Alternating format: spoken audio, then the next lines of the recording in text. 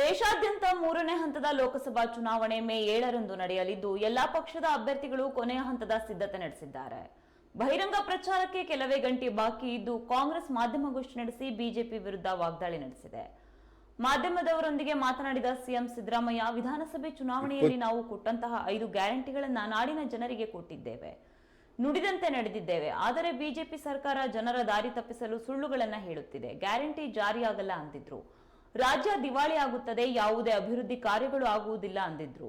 ಆದರೆ ನಮ್ಮ ಸರ್ಕಾರ 2024-25ನೇ ಸಾಲಿನ ಬಜೆಟ್ನಲ್ಲಿ ಅಭಿವೃದ್ಧಿಗೆ 68,000 ಕೋಟಿ ರೂಪಾಯಿಗಳನ್ನ ಮೀಸಲಿಟ್ಟಿದೆ. ಬಿಜೆಪಿಗೆ ಸಂವಿಧಾನದ ಮೇಲೆ ಗೌರವ ಇಲ್ಲ, ಅವರು ಒಳಗೊಂದು ಹೊರಗೊಂದು ರೀತಿಯಲ್ಲಿರುತ್ತಾರೆ ಎಂದು ಬಿಜೆಪಿ ವಿರುದ್ಧ ವಾಗ್ದಾಳಿ ನಡೆಸಿದರು. 24ರಲ್ಲಿ 36,000 ಕೋಟಿ ರೂಪಾಯಿನಷ್ಟು ಖರ್ಚಾಗಿದೆ. 36,000 ಕೋಟಿ ರೂಪಾಯಿನಷ್ಟು ಖರ್ಚಾಗಿದೆ. ಬಿಜೆಪಿಯವರು ನಮ್ಮ ಮೇಲೆ ಸುಳ್ಳು ಆರೋಪಗಳನ್ನು ಮಾಡ್ತಾರೆ. ಮೊದಲು ಈ ಗ್ಯಾರಂಟಿಗಳನ್ನು ನಾವು ವಾಗ್ದಾನ ಮಾಡಿದಾಗ, ಘೋಷಣೆ ಮಾಡಿದಾಗ ಇವನು ಮಾಡೋಕ್ಕಾಗಲ್ಲ ಅಂತ ಹೇಳಿದ್ರು. ಈ ಗ್ಯಾರಂಟಿಗಳನ್ನು ಜಾರಿ ಮಾಡೋಕ್ಕಾಗಲ್ಲ ಅಂತ ಹೇಳಿದ್ರು. ಮಾಡಿದ್ರೆ ರಾಜ್ಯ ಆರ್ಥಿಕವಾಗಿ ದಿವಾಳಿಯಾಗ್ಬಿಡ್ತದೆ ಅಂತ ಹೇಳಿದ್ರು. ಆಮೇಲೆ ಎರಡನೇ ಸಾರಿ ಏನು ಹೇಳಿದ್ರು ಅಂತಂದ್ರೆ ಅಭಿವೃದ್ಧಿ ಕೆಲಸಗಳೆಲ್ಲ ನಿಂತು ಹೋಯ್ತವೆ, ಟ್ರೆಜರಿ ಖಾಲಿ ಆಗ್ಬಿಡ್ತದೆ ಅಂತ ಹೇಳಿದ್ರು.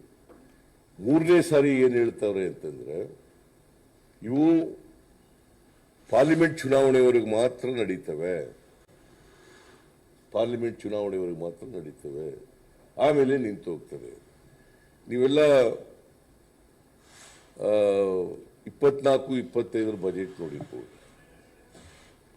24-25 ಬಜೆಟ್ನಲ್ಲಿ ಸುಮಾರು ಒಂದು ವರ್ಷಕ್ಕೆ 56,000 ಕೋಟಿ ರೂಪಾಯಿ ಖರ್ಚಾಗ್ಬೋದು ಅಂತ ಅಂದಾಜು ಮಾಡಿದ್ದೀವಿ. ಈಗಾಗಲೇ ಬಜೆಟ್ನಲ್ಲಿ 52,009 ಕೋಟಿ ರೂಪಾಯಿಗಳನ್ನು ಇಟ್ಟಿದ್ದೀವಿ. ಆಮೇಲೆ ಅಭಿವೃದ್ಧಿ ಕೆಲಸಗಳಿಗೆ 68,000 ಕೋಟಿ ರೂಪಾಯಿಗಳನ್ನು ಇಟ್ಟಿದ್ದೀವಿ. ಒಟ್ಟಾರೆ ಗ್ಯಾರಂಟಿ ಯೋಜನೆಗಳಿಗೆ ಮತ್ತು ಅಭಿವೃದ್ಧಿ ಯೋಜನೆಗಳಿಗೆ 2024-25 ಬಜೆಟ್ನಲ್ಲಿ 1,20,000 ಕೋಟಿ ರೂಪಾಯಿಯನ್ನು ಇಟ್ಟಿದೆ. ಎಲ್ಲೂ ಕೂಡ ಕ್ಯಾಪಿಟಲ್ ಎಕ್ಸ್ಪೆಂಡಿಚರ್ಗೆ ಕಡಿಮೆ ಆಗದ ರೀತಿ ನೋಡ್ಕೊಂಡಿದ್ದೀವಿ.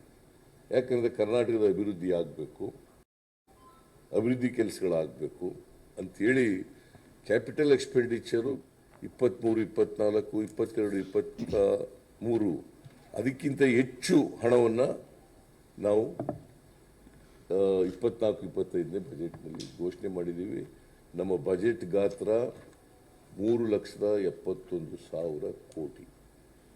3,71,000 ಕೋಟಿ. ಬಸವರಾಜ ಬೊಮ್ಮಾಯಿ ಮಂಡಿಸಿದಂತಹ ಬಜೆಟ್ 23-24ಕ್ಕೆ ಮಂಡಿಸಿದಂಥ ಬಜೆಟ್ 3,09,000 ಕೋಟಿ. ನಾವು ಮಂಡಿಸಿರ್ತಕ್ಕಂಥದ್ದು 3,71,000 ಕೋಟಿ.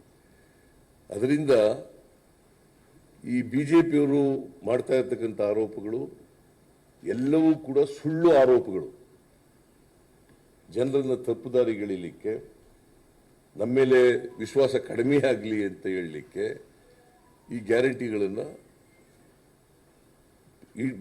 ಒಂದು ಸಾರಿ ಹೇಳಿದ್ರು ಜಾರಿ ಮಾಡಕ್ಕೆ ಸಾಧ್ಯನೇ ಇಲ್ಲ ಅಂತ, ಇನ್ನೊಂದು ಸಾರಿ ಹೇಳಿದ್ರು ಖಜಾನೆ ಖಾಲಿ ಆಗ್ಬಿಡ್ತದೆ, ಅಭಿವೃದ್ಧಿ ಕೆಲಸಗಳೆಲ್ಲ ನಿಂತೋಯ್ತವೆ ಅಂತೇಳಿ, ಮೂರನೇ ಸಾರಿ ಹೇಳಿದ್ರು ಚುನಾವಣೆವರೆಗೆ ಮಾತ್ರ ಮಾಡ್ತಾರೆ, ಚುನಾವಣೆ ಆಗ. ನಾವು ಈ ಗ್ಯಾರಂಟಿ ಯೋಜನೆಗಳು ನಿರಂತರ. ಯಾಕಂತಂದ್ರೆ ಬಿಜೆಪಿಯವರಿಗೆ ಗ್ಯಾರಂಟಿ ಯೋಜನೆಗಳು ಕಂಡ್ರೆ ಆಗಲ್ಲ. ಗ್ಯಾರಂಟಿ ಯೋಜನೆಗಳು ಕಂಡ್ರೆ ಆಗಲ್ಲ. ಅವು ಏನಾದ್ರು ಮಾಡಿ ನಿಲ್ಲಿಸಬೇಕು ಅಂತಕ್ಕಂಥದ್ದು ಅವರ ಹುನ್ನಾರ. ಯಾಕಂತಂದ್ರೆ ಬಿಜೆಪಿಯವರು ಬಡವರು, ರೈತರು, ಮಹಿಳೆಯರು, ಕಾರ್ಮಿಕರು, ಸಂವಿಧಾನ ರಚನಾ ಸಮಿತಿಯ ಅಧ್ಯಕ್ಷರಾಗಿ ಆ ಸಂವಿಧಾನವನ್ನು ನಮ್ಮ ದೇಶಕ್ಕೆ ಕಾನ್ಸ್ಟಿಟ್ಯೂಂಟ್ ಅಸೆಂಬ್ಲಿಯಲ್ಲಿ ಅಂಗೀಕಾರ ಆದಾಗ ಜಾರಿಯಾದಾಗ 1950 ಜನವರಿ 26ನೇ ತಾರೀಕು ಜಾರಿಯಾದಾಗ ಅವರ ಪತ್ರಿಕೆ ಆರ್ಗನೈಸರ್ನಲ್ಲಿ ಏನು ಬರೆದರು ಅಂತಕ್ಕಂಥದ್ದು ಇವತ್ತು ಕೂಡ ಇತಿಹಾಸದಲ್ಲಿದೆ. ಅದಾದಮೇಲೆ ಸಾವರ್ಕರ್ ಏನು ಹೇಳಿದ್ರು, ಗುರೂಜಿ ಏನು ಹೇಳಿದ್ರು, ಇವೆಲ್ಲವೂ ಕೂಡ ಇತಿಹಾಸದಲ್ಲಿ ದಾಖಲಾಗಿದ್ದಾವೆ. ಆಮೇಲೆ ಇವರ ಲೀಡರ್ಗಳು ಸಂವಿಧಾನದ ಬಗ್ಗೆ ಏನೇನು ಮಾತಾಡಿದ್ದಾರೆ, ಸಂವಿಧಾನ ಬದಲಾವಣೆ ಮಾಡ್ತೀವಿ ಅಂತೆಲ್ಲ ಹೇಳಿದ್ದಾರೆ. ನಾವು ಅಧಿಕಾರಕ್ಕೆ ಬಂದಿರೋದೇ ಸಂವಿಧಾನ ಬದಲಾವಣೆ ಮಾಡಲಿಕ್ಕೆ ಅಂತೇಳಿ. ನಮಗೆ 400 ಸ್ಥಾನಗಳನ್ನು ಕೊಟ್ಟರೆ ನಾವು ಸಂವಿಧಾನನ ಬದಲಾವಣೆ ಮಾಡಿಬಿಡ್ತೀವಿ ಅಂತೇಳಿ ಹೇಳಿದ್ದಾರೆ. ಮೋಹನ್ ಭಾಗವತ್ RSS ಸ್ವಲ್ಪ ತಾಳ್ಮೆಯಿಂದ ಇರಿ, ಸಂವಿಧಾನ ಬದಲಾವಣೆ ಮಾಡ್ತೀವಿ ಅಂತ RSS ಬೈಠಕ್ನಲ್ಲಿ ಹೇಳಿದ್ದಾರೆ. ಸೊ ಇವರು ಆಂತರಿಕವಾಗಿರ್ತಕ್ಕಂಥದ್ದು ಬೇರೆ, ಬಹಿರಂಗವಾಗಿ ಹೇಳ್ತಕ್ಕಂಥದ್ದು ಇನ್ನೊಂದು. ಇವರಿಗೆ ಯಾವತ್ತೂ ಕೂಡ ಸಂವಿಧಾನದ ಬಗ್ಗೆ ಗೌರವ ಇಲ್ಲ. ಈ ಚುನಾವಣೆ ಇದೆಯಲ್ಲ, ಇದು ಎರಡನೇ ಸ್ವಾತಂತ್ರ್ಯ ಅಂತ ಕರಿಬಹುದು, ಎರಡನೇ ಸ್ವಾತಂತ್ರ್ಯ ಹೋರಾಟ ಅಂತ ಕರಿಬಹುದು. ಎರಡನೇ ಸ್ವಾತಂತ್ರ್ಯದ ಹೋರಾಟ ಯಾಕಂತಂದ್ರೆ ನಮ್ಮ ಸಂವಿಧಾನ, ಬಾಬಾ ಸಾಹೇಬ್ ಅಂಬೇಡ್ಕರ್ ಅವರು ಕೊಟ್ಟಿರ್ತಕ್ಕಂಥ ಸಂವಿಧಾನ ಎಲ್ರಿಗೂ ಸಮಾನ ಅವಕಾಶಗಳನ್ನು ಕೊಡ್ತೇವೆ, ಸಮಾನತೆಯ ಸಮಾಜವನ್ನು ನಿರ್ಮಾಣ ಮಾಡ್ತೇವೆ, ಈ ದೇಶದಲ್ಲಿ ಸರ್ವರಿಗೂ ಸಮಪಾಲು ಸಮಬಾಳು ಆಗಬೇಕು ಅಂತಕ್ಕಂಥದ್ದನ್ನು ಬಹಳ ಸ್ಪಷ್ಟವಾಗಿ ಹೇಳ್ತದೆ.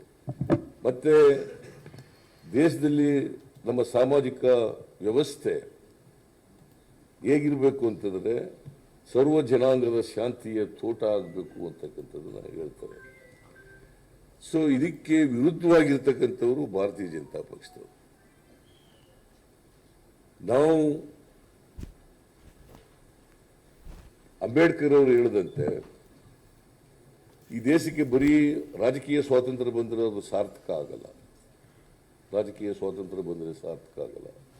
ಅದ್ರ ಜೊತೆಗೆ ಎಲ್ಲರಿಗೂ ಕೂಡ, ದಲಿತರಿಗೆ, ಹಿಂದುಳಿದವರಿಗೆ, ಅಲ್ಪಸಂಖ್ಯಾತರಿಗೆ, ಯಾರ್ಯಾರು ಅವಕಾಶಗಳಿಂದ ವಂಚಿತರಾಗಿರ್ತಕ್ಕಂಥ ಜನ ಇದ್ದಾರೆ, ಆ ಜನರಿಗೆ ಎಲ್ರಿಗೂ ಕೂಡ ಆರ್ಥಿಕ ಸಾಮಾಜಿಕ ಸ್ವಾತಂತ್ರ್ಯ ಸಿಕ್ಕಿದಾಗ ಮಾತ್ರ ರಾಜಕೀಯ ಸ್ವಾತಂತ್ರ್ಯ ಸಾರ್ಥಕ ಆಗ್ತದೆ ಅಂತ ಮಾತು.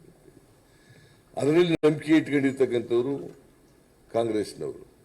ಅದಕ್ಕೋಸ್ಕರ ಎಲ್ಲ ಅವಕಾಶಗಳಿಂದ ವಂಚಿತರಾಗಿರ್ತಕ್ಕಂಥ ಜನರಿಗೆ ಸಾಮಾಜಿಕ ಆರ್ಥಿಕ ಸ್ವಾತಂತ್ರ್ಯವನ್ನು, ಆ ಶಕ್ತಿಯನ್ನು, ಸಬಲತೆಯನ್ನು ಕೊಡ್ತಕ್ಕಂಥ ಪ್ರಯತ್ನವನ್ನು ನಾವು ಮಾಡ್ತಾ ಇದ್ದೀವಿ. ಅದಕ್ಕೋಸ್ಕರನೇ ಈ 5 ಗ್ಯಾರಂಟಿಗಳನ್ನು ನಾವು ಘೋಷಣೆ ಮಾಡಿ ಜಾರಿಗೆ ಮಾಡಿರ್ತಕ್ಕಂಥದ್ದು. ಪ್ರತಿಯೊಬ್ಬರಿಗೂ ಕೂಡ ಆರ್ಥಿಕ ಸಾಮಾಜಿಕ ಶಕ್ತಿ ಬರಬೇಕು, ಕೊಂಡ್ಕೊಳ್ತಕ್ಕಂಥ ಶಕ್ತಿ ಆಗಬೇಕು. ಯಾಕಂದರೆ ನರೇಂದ್ರ ಮೋದಿಯವರು 10 ವರ್ಷಗಳಲ್ಲಿ ಅವರು ಪ್ರಧಾನಮಂತ್ರಿಯಾಗಿ 10 ವರ್ಷ ಆಗಿ ಇವತ್ತಿನವರೆಗೆ ಎಲ್ಲೂ ಕೂಡ ನಾನು 10 ವರ್ಷಗಳಲ್ಲಿ ಏನು ಸಾಧನೆ ಮಾಡಿದ್ದೀನಿ ಅಂತ ಹೇಳೋದಿಲ್ಲ. ಎಲ್ಲರೂ ನೀವು ನೋಡಿದ್ದೀರಾ ಅವ್ರ ಭಾಷಣಗಳಲ್ಲಿ 10 ವರ್ಷಗಳಲ್ಲಿ